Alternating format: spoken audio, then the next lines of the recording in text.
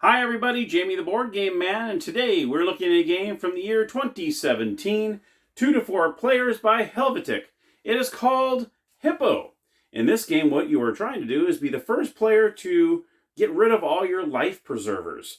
There's certain areas in the pool where you set them down, you roll 3 dice, and then you use the total of those dice, or 2 dice, or 1 die, to place them in different areas in the pool. First player to get rid of them all wins the game.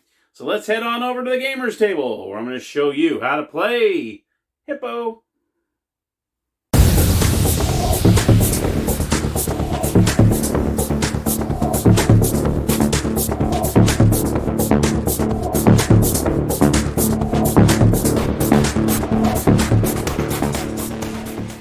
All right, everybody, here we are at the gaming table with Hippo. Let's take a look at it. All right, so you can see we have the components of the game. You're going to have 3 little dice, just small little D6 dice. You also have these little life preservers, or beach balls, whatever you want to call them. You have 12 of each color. You also have your instruction booklet. It's in different languages here, so you kind of fold it out and you got to kind of look for the English one. And then you also have the pool. Here is the pool. Now, unfortunately, it's not one big board. It actually comes in these little sections, and you just kind of put them together. And you can see it has numbers 1 through 12. Obviously, you put them in the order. This is my dice tray. It does not come with the game. This is where we're going to roll the dice in, and I'll show you how this works. So the object of the game is you're trying to get rid of all your life preserver. We'll call them, well, they kind of look like beach balls. Let's call them beach balls. We're going to try to get rid of all of our beach balls. And how we're going to do that is you're going to lay them into these numbers when you roll the dice. Okay? The first player to get rid of all their beach balls wins the game. So let's go ahead, and what you do to begin the game is you're going to roll all 3 dice. Whoever has the highest number goes first. We'll go ahead and do let's do a little 3-player game. We'll get rid of the red there at the end there. We'll just go green, purple, and orange. So the first player is going to go ahead and roll. And they roll 5, 3, and 6. Now you can do many different ways on trying to do this. It's almost like Can't Stop. When you remember the game Can't Stop, when you use the dice. Now that one uses 4 dice, and you kind of determine, okay, which 2 dice you want to use with what. It's kind of the same concept here, but you only have 3 to deal with. So what we want to do is I'm going to go ahead and do, let's see if I put one in 9. So I can use the 6 and 3 for the 9, so I'm going to put one down here. And I'm going to use the 5 over here. You must use all the dice. That is the one thing. You can't just go, well, I'm not going to use that. You have to use all 3 dice one way or the other. Okay? So that would be my turn. I'm going to put it on the bottom section here. Okay? You can get rid of up to 3 beach balls on one turn. So what I could have wanted to do is maybe I can put one on 5, put one on 3, and put one on 6. I can do that too. The maximum is 3 per turn. All right? So, but in this case, I'm just going to go ahead and do the 9, and I'm going to do the 5. Okay, that's what we're going to do on that first turn. Now, purple's turn, they're going to go ahead and roll all 3 dice. And we have 6, 4, and 2. All right, so what we want to do here, and let's say I'll do 8 and 4. We'll do that. So I'm going to put one in 8. And I'm going to go ahead and put one in 4 on the bottom section there, okay? And that would be my turn there. Now it's Orange's turn. Orange throws 2 6s and a 2. So let's just say he says, well, it's probably a lot more difficult to roll a 12. So I'm going to go ahead and put one in 12, and I'll put one in 2.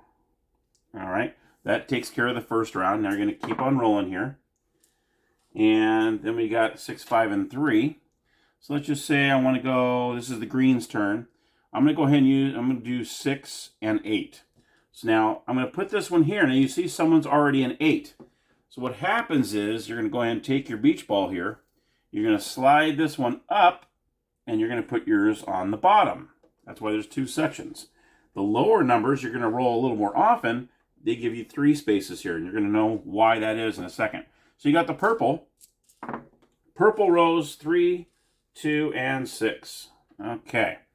So in this case, what I want to do as the orange player is, let's see, I'm going to go ahead and do 5 and 6. So I'm going to push this one up to the second. I'm going to push this one up to the second as well. And you're going to see what happens here in a second. So now it goes back over to green. Green's going to roll a 5, 2, and a 6. Now I'm going to tell you what happens when you roll a 7. that is a very good thing. So what I'm going to do is I have a green beach ball here. I'm going to go ahead and place one of these in the 7. When you place these in the 7, they are there for the rest of the game. They never leave. So getting a 7 is a very, very good thing because you know you're not going to get it back. It's in there for good. Then you have the 6 remaining. So I'm going to have to bump this up here, and I'm placing this down below. Now, since I rolled a 7 in one of my rolls, I get to roll a second time. So I'm going to roll another, I'm going to roll again, and I have a 4, 3, and a 5. So I got another 7 here. Now, you can only re-roll one time, so you can't keep rolling 7s and keep rolling. You only get that one free roll. So let's see here.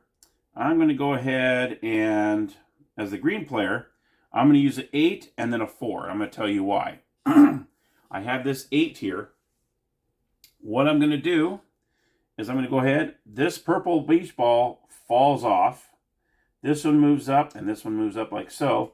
Then this purple ball goes back to this player. So once it falls off the board, then it goes back to that player. Okay, and then I would put a 4. I would push this up and push 4 right here. Now, obviously, some people are going to probably want to go after me here because all I have is 4 left here. That's all I got left. But look at all the balls I have on the top here. So I got 2 of them up here. They're probably going to want to push me off. So now it's the purple's turn.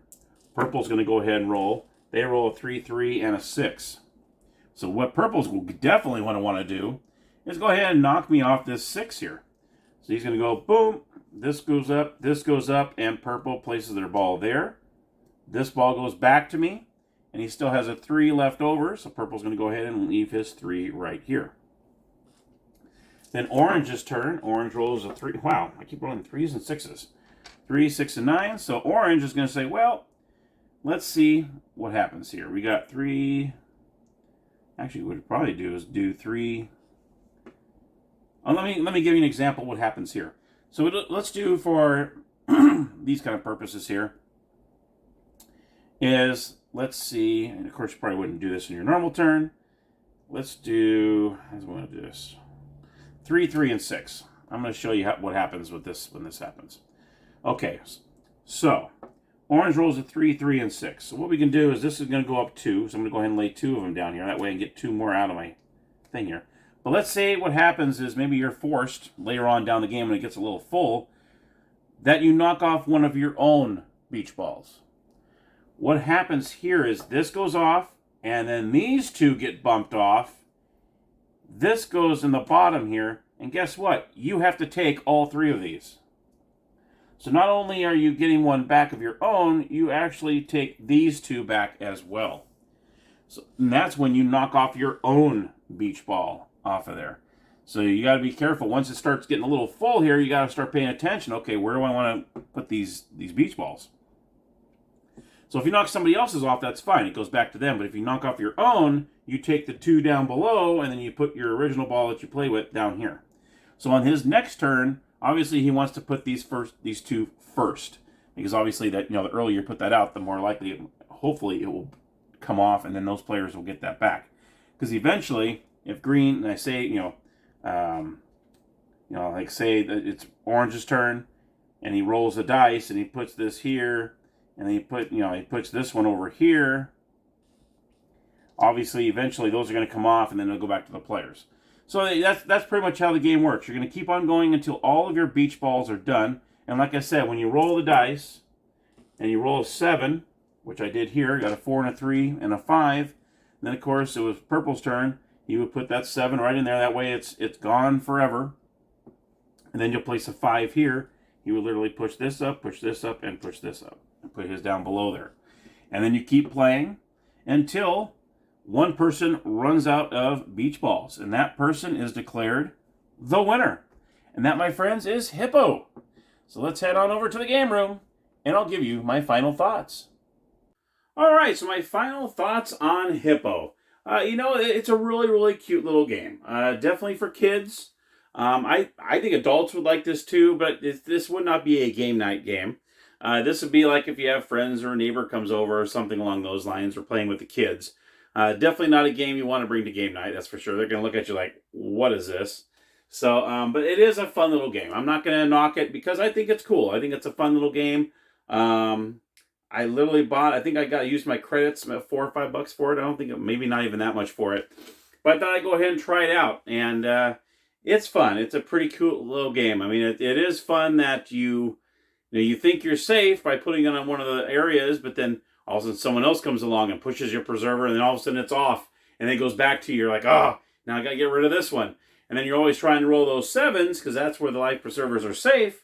When you get to that 7 mark, that just loads up and loads up and loads up. So 7 is probably, in a way, kind of sort of, I mean, maybe the person who rolls the most 7s might win the game. I mean, you never know, because you can just keep dumping your life preservers in that middle section where the Hippo is. So, but it's a nice short little review. I just wanted to bring it to your guys' attention in case you just really enjoy these little games. Especially this one. I mean, it's cute. I mean, look at the Hippo. I mean, isn't he cute? Or she.